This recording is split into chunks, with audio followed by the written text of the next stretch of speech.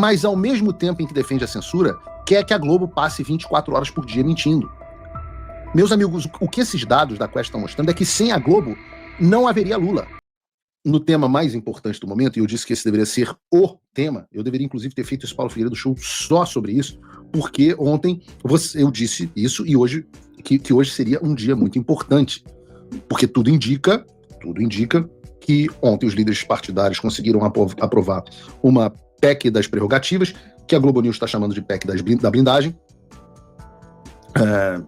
o que é maravilhoso, porque se a Globo News não gosta de algo, automaticamente a gente deve ver esse algo com bons olhos, né? O quanto que a Globo News está irritada com algo ou alguém é, talvez, não um indicador suficiente, mas um ótimo indicador do quanto essa coisa é importante. E ontem, a Câmara dos Deputados aprovou, no primeiro turno, uma emenda constitucional que reduziria a capacidade de ação do Supremo Tribunal Federal junto aos deputados. E há uma discussão, eu vi o Kim Catacoquinho lá dizendo que era um absurdo ser voto secreto ou não ser voto secreto, não vou entrar nisso. E é claro que isso vai dar cagada, é claro que vamos ter casos de corrupção na Câmara dos Deputados, é claro que isso aumenta o quanto que os deputados se sentem à vontade para fazerem as sacanagens que eles fazem. Mas entendam, na vida não há soluções, apenas escolhas. Não há a frase original que é do Thomas Sowell, economista americano espetacular, talvez um dos grandes economistas dos nossos tempos, está vivo ainda, na vida não existem escolhas, só existem trade-offs. Trade-offs é quando você troca uma coisa por outra. E um trade-off, que é o trade-off mais clássico que existe, é o trade-off entre segurança e liberdade.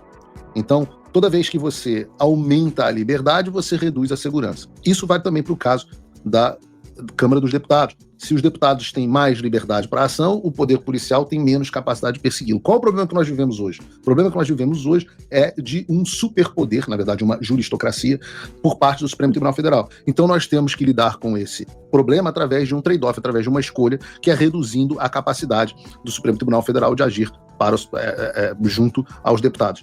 Vai dar merda? Vai dar merda. Nós vamos ter uns problemas de corrupção graves daqui a um tempo. Mas, como diria o Homer Simpson, esse é um problema do Homer do futuro. Esse não é um problema nosso nesse momento. Nesse momento nós estamos lidando com a sobrevivência, que é a questão da juristocracia, que é o grande problema que nós temos no Brasil. E tudo indica que hoje, talvez tenha um segundo turno dessa votação, a votação foi bastante ampla, margem 360 votos contra 130, uma coisa assim. Mas hoje nós teremos, tudo indica, a reunião para votação da urgência no projeto de lei da anistia e também uma discussão de qual será o texto base a ser pautado.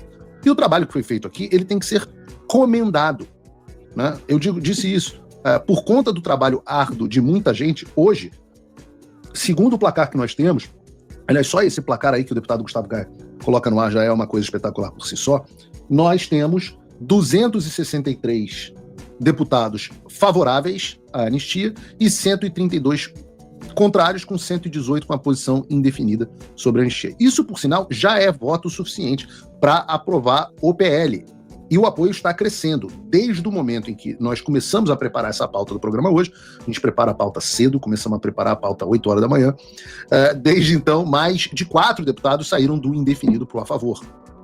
E isso reflete a sua atuação que está em casa. Essas pessoas mudam a posição porque você que está em casa vai lá e enche o saco dos deputados e fala, qual é a sua posição? Tô vendo aqui que você está indefinido, por que está indefinido? E às vezes dá a impressão de que os caras não estão nem aí pra gente. Isso não é verdade, os caras estão aí pra você.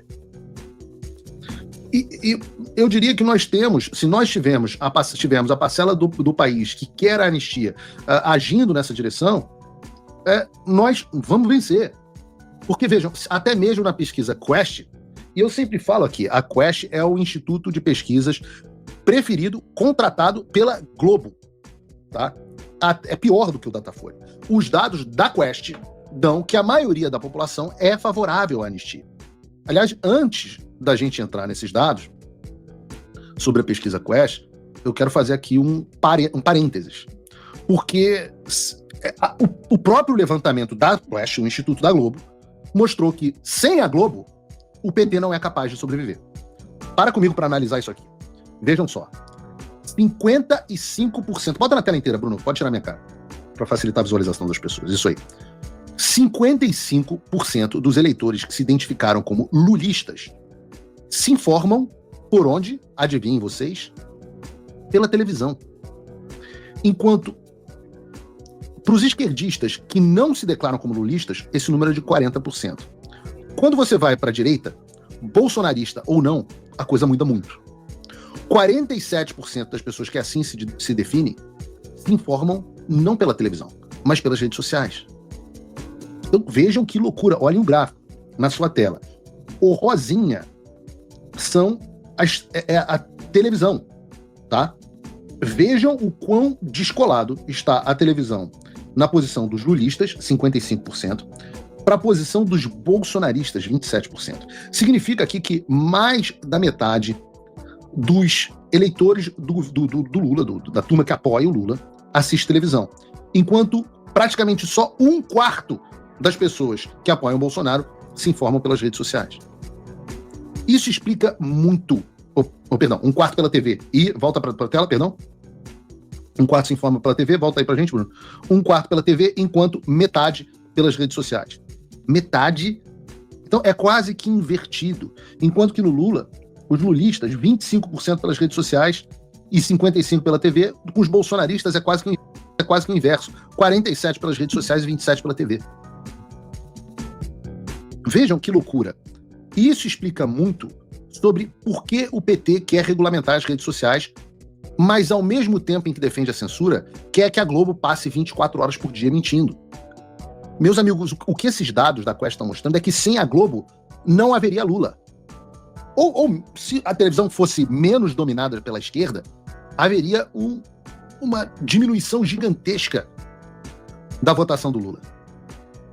Mas passando para o tópico principal, que era o que a gente estava falando aqui, segundo o último levantamento deles, realizado entre os dias 12 e 14 de setembro, 46% da população apoia a anistia, sendo 36% apoiando a anistia ampla, geral e restrita, e 10% a favor de uma anistia só para os manifestantes do 8 de janeiro.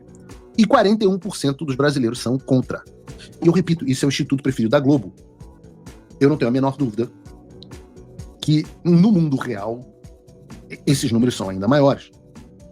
E eu digo, isso tudo com a defesa pífia junto à opinião pública do presidente Bolsonaro, tanto no Supremo Tribunal Federal, quanto nas declarações e por aí vai. Já falamos bastante sobre isso. E eu digo, imaginem como estariam esses números se o advogado do presidente Bolsonaro, por exemplo, tivesse o dia inteiro em programas de televisão denunciando a farsa que foi o golpe da Disney. Por onde anda o advogado do presidente Bolsonaro? Não sabemos. Né? Ainda viu o Paulo Bueno, um deles, dando entrevista no Brasil Paralelo, parece ontem. Mas o Dr. Celso Villard está desaparecido. Enquanto o mundo inteiro fala sobre isso, por onde anda? Né? O presidente Bolsonaro não pode falar, está preso. Mas e os advogados?